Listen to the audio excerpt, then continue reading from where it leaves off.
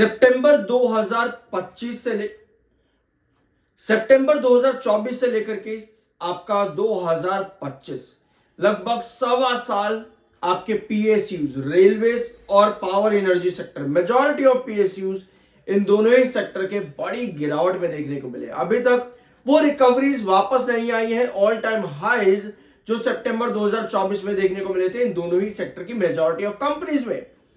Specific reasons क्या है? Market तब भी हाई पर था, मार्केट आज भी हाई पर है, बट ये सभी पीएसयूज मेजॉरिटी में आज भी अपने वो हाईज को अचीव नहीं कर पाए।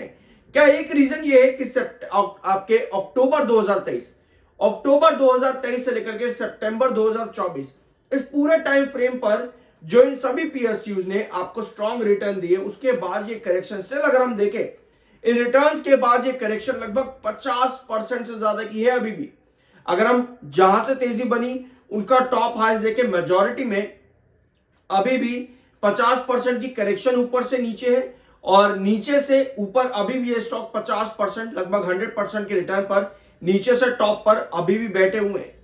तो यहां पर और कितनी गिरावट, यहां पर और कितना लंबा टाइम लगेगा इन सभी स्टॉक्स को वापस टॉप पर आने में? एक अपडेट हमारे पास में आती है दिसंबर 10 को जो कि आपके रेट कट की अपडेट है और इसके अलावा आपका यूएस इंडिया ट्रेड डील। इसके अलावा और कुछ भी मार्केट के अंदर नहीं है जो मार्केट में टेंशन क्रिएट करे, but still market all time high पर है। तो ऐसे में मार्केट में जरूरत पड़ती है रेगुलर एफआईआईज की जो कि आपको अक्टूबर 2023 से सितंबर 2024 तक मिले थे, उसके बाद से रेगुलर नहीं आए हैं एफआईआईज। तो देखते हैं यहां पर ओवरऑल क्या पोजीशन बनती है। शुरुआत करते हैं आप इरेडा के बारे में। कुछ अपडेट्स हैं और एक अपडेट आपकी आइनॉक्स विंड से जुड़ी हुई है, आपको मालूम ही होगी 632% तक के रिटर्न स्टॉक ने सिर्फ 13 महीने के अंदर दिए थे, जो अभी मैंने आपके सामने एक पूरा टाइम फ्रेम रखा है यहां पर। उसके बाद से अगर आप देखोगे स्टॉक ने 2025 जनवरी में 234 से लेकर के देखें तो 38% स्टॉक अभी भी यहां पर डाउन है। 38% 2025 के टॉप से स्टॉक अभी भी नीचे है।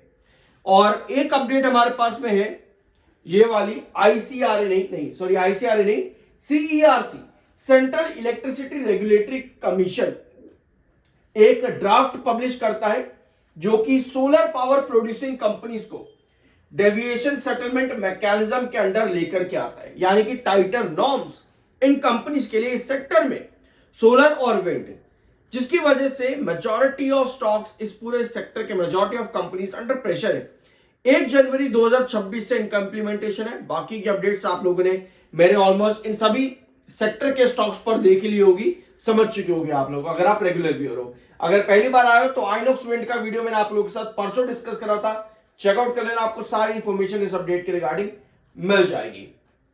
ठीक है, इसके अलावा एक पॉजिटिव चीज जो यहां पर बनती है, पॉजिटिविटी सेक्टर के लिए है कि आने वाला बजट 2026 का आपके क्लीन एनर्जी सेक्टर में नया एलोकेशन बना सकता है। 12% के एलोकेशन की इंप्रूवमेंट की अभी एक्सपेक्टेशन है कि 12% क्लीन एनर्जी सप्लाई चेन्स में ये एलोकेशन बढ़ सकता है पिछले साल के बजट से कंपैरिजन में। तो ये अपडेट कुछ पॉजिटिविटी लेकर के आ सकती है आने वाले बजट में इस सेक्टर के अंदर।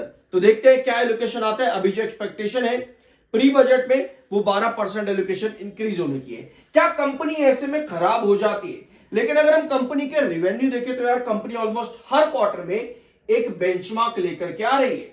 लेकिन एक नेगेटिव साइन यहां पर मिलता है कंपनी का, वो है इसका revenue growth percentage annual basis पर, यानी कि ईयर ऑन ईयर बेसिस पे। तो रेवेन्यू ग्रोथ परसेंटेज पिछले 3 क्वार्टर में कंपनी का ड्रॉप हुआ है 36% से कंपनी 26% के एनुअल रेवेन्यू ग्रोथ परसेंटेज पर आई है।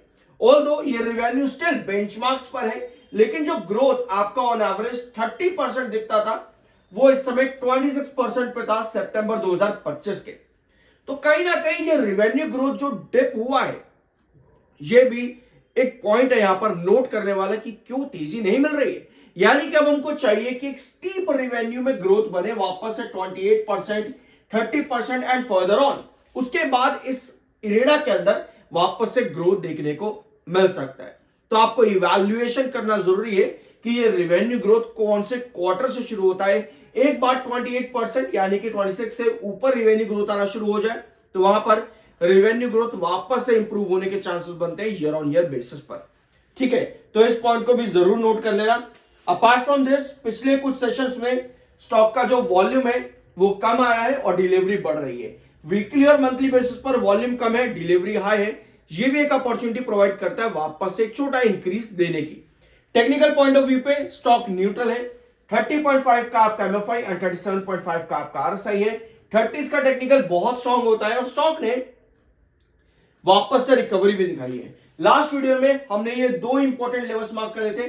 148 ब्रेकडाउन होता है तो 142 पर आप ड्रॉप कर जाते हो और इस वीक हुआ भी यही है।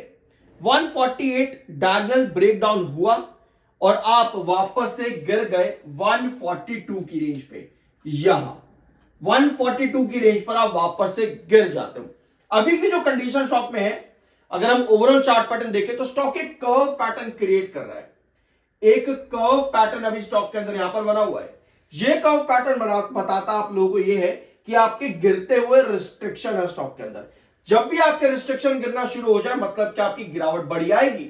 हर बार सिमिलर पैटर्न को स्टॉक ने यहां पर बनाया है। एक डॉम क्रिएट करता है, जैसे ही पुरानी बेसलाइन टूटती है, गिरावट आती है, फिर एक नया डॉम क्रिएट करने के लिए स्टॉक जाता है। अभी की कंडीशन पर, प्रेजेंट सिचुएशन में स्टॉक ने क्या किया है, गिरते हुए रिस्ट्रिक्शन बनाना फिर से शुरू कर दिया है। अगर हम चाहते हैं यहां पर बड़ा ब्रेकआउट मिले तो 148 आपको वापस से बेस बनाना पड़ेगा, जो कि आपका मिड बेस था।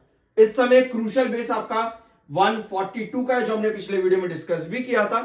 तो अगर आप चाहते हो तेजी बने तो 148 ब्रेकआउट मिलना बहुत जरूरी रहेगा। अदरवाइज गिरते हुए रिस्ट्रिक्शन की कंडीशन पर जहां पर कैंडल की टेल ऊपर की बनी और बॉडी छोटी और नीचे की टेल छोटी, उस कंडीशन पे आप 142 ब्रेकडाउन कर देते हो और वहां पर आपका फिर से ये लॉन्ग टर्म ट्रेजेक्टरी जो कंटिन्यूएशन में अभी तक है, ये और फर्दर कैरी फॉरवर्ड हो जाती है। तो ये कंडीशन इस समय एरेडा की। बाय सेल की कोई रिकमेंडेशन नहीं है, वो आपका अपना ओपिनियन और मर्जी होनी चाहिए। आज के बाकी के टॉपिक्स देखना मत भूलना। मिलता अगले वीडियो में। सितंबर 2024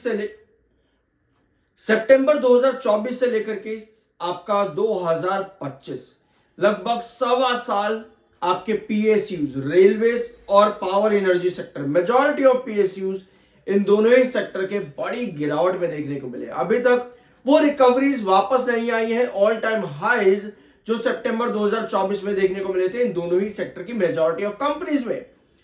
स्पेसिफिक रीजंस क्या है? मार्केट तब भी हाई पर था, मार्केट आज भी हाई पर है, बट ये सभी पीएसयूज मेजॉरिटी में आज भी